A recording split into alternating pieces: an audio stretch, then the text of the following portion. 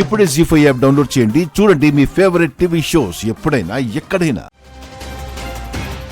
Sir మీరు sir అది నేను నాకేం తెలియదు సార్, ఈ ఎఫ్ఎంఏ చెప్పాడు. ఏం తెలీదు, ఏం చెప్పాడు?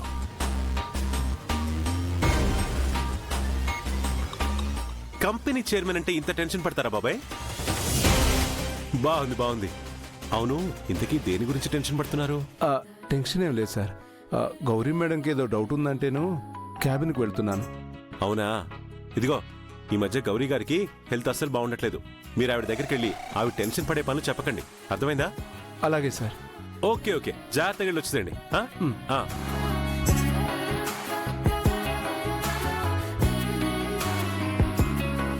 అమ్మయ్యా, నేను చెప్తే నమ్మలేదు కదా.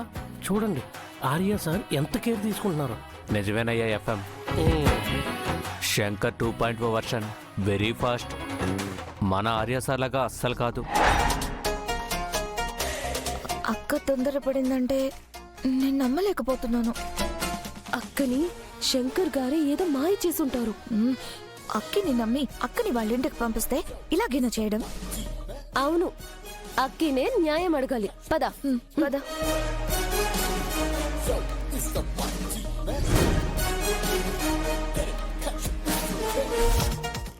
ఓకే, ఈవినింగ్ వరకు మిగతా ఫైల్స్ కూడా రెడీ చేయించండి.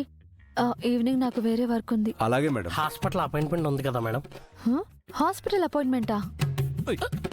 రే, నోరు మూసుకుని ఉంటావా? అపాయింట్మెంట్ సిస్టర్స్ తీసుకుని ఉంటారు.